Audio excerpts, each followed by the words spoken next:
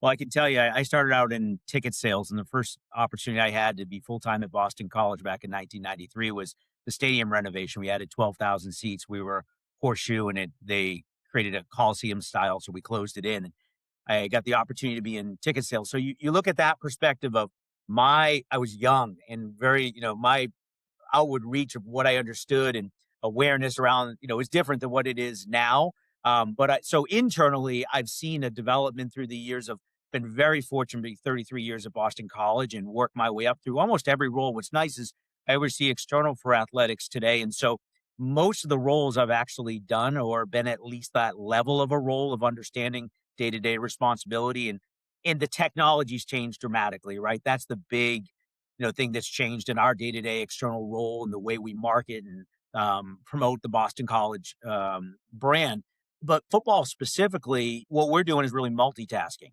I think 3 years ago, what we were doing was traditionally trying to really do the measurables, right? The revenue generation that you're looking at, core fans, lifelong fans, how do you retain them? How do you maintain them? How do you grow them? That's really important. And then beyond that, how do you have attendance at games? And then how well are you engaging them from a street to seat? That whole perspective of connecting, planning up through the game day, and then how do you really reconnect on post and what level of frequency are they engaging with the BC product? How to continually move them up the escalator, I think is really important to a heavy user. So that was kind of what it was up until maybe 3 years ago. And then we really knew there was a change coming. And today's role is really a multitasking. It's that core responsibility of we're overseeing marketing, sponsorship, university licensing, ticket sales, ticket ops, corporate sponsorship. But in addition to that, you're weaving in these additional opportunities that you add in the student athlete brand to that and the co-branding with Boston College. And we really look at a whole new wave of responsibilities and it's changing. That's the big thing is what it is today. You're trying to anticipate, but you understand the rules are developing and evolving. So we're changing with that. So we're having a good pulse of what's going on around the country, what's going on in your conference, what's special to Boston College too, and what makes us different, and how do we maximize that?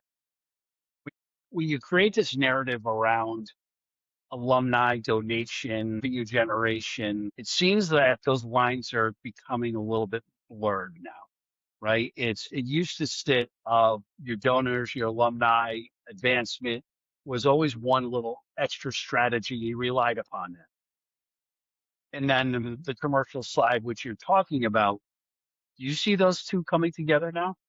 Donor fatigue and changing donations into investments. How is that happening for you guys at BC? I think it's important to be aware that what you may understand may not be the same of someone who's outside of the organization. And so really having a good understanding of what they know and how they're obtaining that information and what you want them to know about Boston College specifically. So I think a lot of that is a coordinated effort amongst multiple departments on campus. Obviously, athletics is at the core, and we have an athletic development team that does a great job and they work with university advancement. But you're really working through from a leadership priorities. How does that work with in relation to athletic development athletics?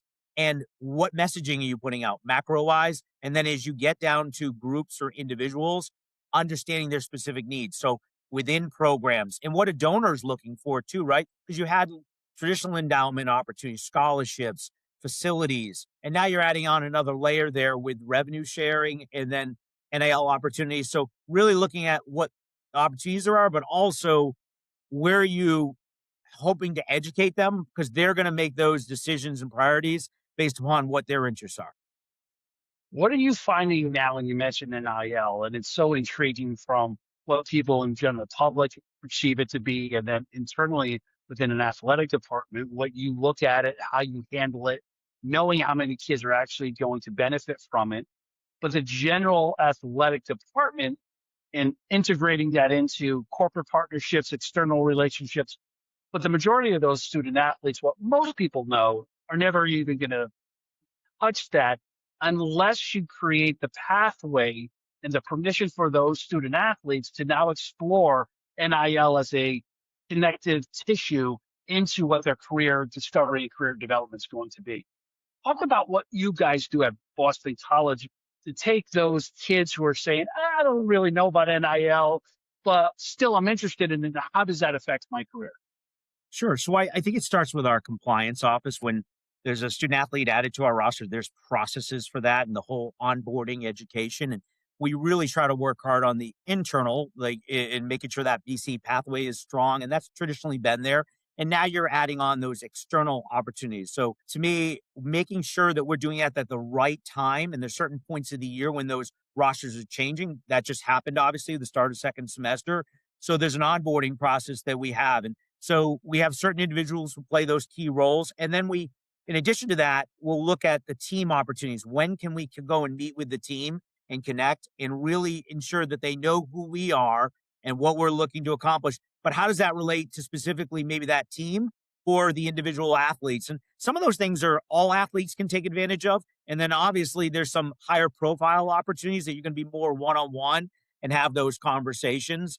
And so we're trying to look at what works best for the strategy working with that team and the best way to add value from the recruiting side, and make sure we're very competitive. That's really, really important, specific to that sport. How do you guys look at now I guess, the social media aspect of this from kind of what it was? The SID's role has changed greatly from box scores and stats, right? And kind of filtering out those stories to the press who may or may not connect anymore to it. You saw Washington Post guys, the Washington, they got rid of their whole entire sports department now. So the eyeballs are changing. As an athletic department, how do you harness that? How do you put guardrails on? I think the important thing to understand is similar to what we did around the support for television production, and you have your full team here now creating live broadcasts, right? Where it was a truck previously, you're owning that 100%. It's the same thing with the content you're putting out there to support your athletic department and hopefully support your student athletes. So, we understand we have to deliver it outward to the media so they can then hopefully utilize it in the most efficient, easiest way. So really, really looking into what those pathways are and building a strong relationship with the media and looking forward into that schedule of important times of the year. We mentioned, like, you and I were talking before we jumped on, the Bean Pod is coming up this next Monday night. It's the 300th rivalry game between BC and BU. How are we leveraging that and taking advantage? But we anticipated that. We have a brand mark, a logo that's going to be on both jerseys with BCBU. We put a joint communication out. We have a dropping the puck between two legendary coaches with Jerry York and Jack Parker. Really anticipating, I think, as part of this role now that maybe you wouldn't have to look as outward, but understand you have to adapt to. You have to change in the circumstances, and the relationships are critical. That's always been core to our job. So really putting in the proactive, I think, efforts to ensure that when the opportunities come up, you can seize the moments. You guys are fortunate, especially in that market where college hockey is a big business. College hockey is a big business, and as it is out in the Midwest and some of the Western schools. Talk about that integration a little bit. Like when you're looking at how does football, basketball, hockey, how do they all fit into your overall economic impact that you guys provide for not only Boston, but the school? You do realize, when we have buckets that do generate revenue, but we have 31 varsity sports at Boston College, and they're all critically important to us as offering broad-based program for BC. And if you look at it, most of our students who come to BC have played some kind of varsity sports in their high school years, and that's really critical for them. So the access to athletics here at Boston College, I think, is really, really important. But we do have ticketed sports in football. We have men's and women's basketball. We have men's ice hockey. And what we do, we try to look at them overarching and how they contribute in support of our overall athletic department. But then we have individual strategies for those. Important. Women's lacrosse is one of those great examples that it's grown over the last decade. And what Acacia Walker has done at our program is phenomenal. And we have a matchup with Northwestern this week, and we're excited. It's inside of Fish Field's house because we have close to 2 feet of snow, like most of us in New England. But that is an amazing matchup, and she's been to 2 national championships in 7 straight Final Fours. Just amazing stuff that she's done. And so that strength of that brand and in investing in that and supporting that is so critical because it really helps develop how people view Boston College. And we understand that is one of the strong suits of why when you look at our applications, and I think the latest numbers I saw this week was, 41,000 applications that we're getting at BC.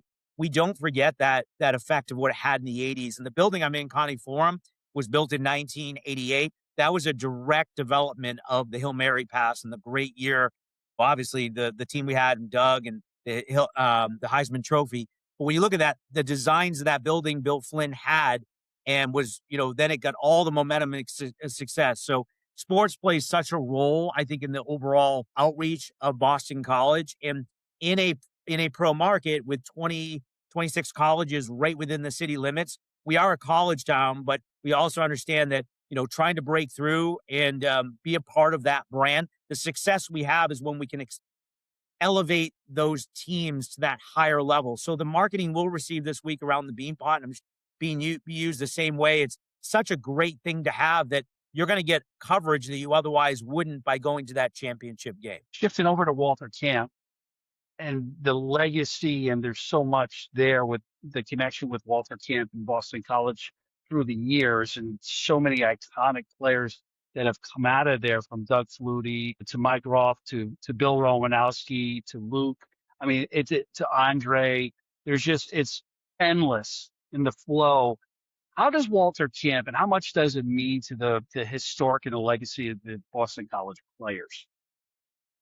I think it means a lot. I can tell you the alumni group. I've been a part of Walter Camp, I think, since 2013. And the first year I went, Andre Williams was a part of it. And it is so, what we're a part of New England, and I think we have a good sense of what Walter Camp means in the history. But to have the players a part of it, the education awareness that I think our communications team does, our coaching staff really helps to understand that this is where it all started. So I think there's such a respect for the organization and the history. And we've had a legacy of players that have been a part of it and have had multiple awards, not just as a part of the All American team, but other ways that they've been recognized as Connecticut Player of the Year. I think it's special that we get the opportunity to go out and be a part of it. And that's what's really motivated me. I grew up as a football fan. I think many of us are football fans first and foremost. And to be a part of the organization and to see the group come together and how special it is that you have representation of all the different conferences. And I love how it's developed into Division 2, Division 3. Like, you really continue to grow that. I love the evolution of Walter Camp, looking at ways to continue to have that outreach. And you see the community impact that it has on that weekend. That's one of the most special things I think I see. The hospital visit, the folks who are part of it, the MCs through ESPN. It's been just a great, I think, model that we all try to aspire to at, like, when you leave that and you bring it back to BC, you really pull components of that as what could we be doing more of? So I'm inspired when I'm there for the weekend and the relationships that are built, but it's also how we bring that back to campus. You've been there for a long time.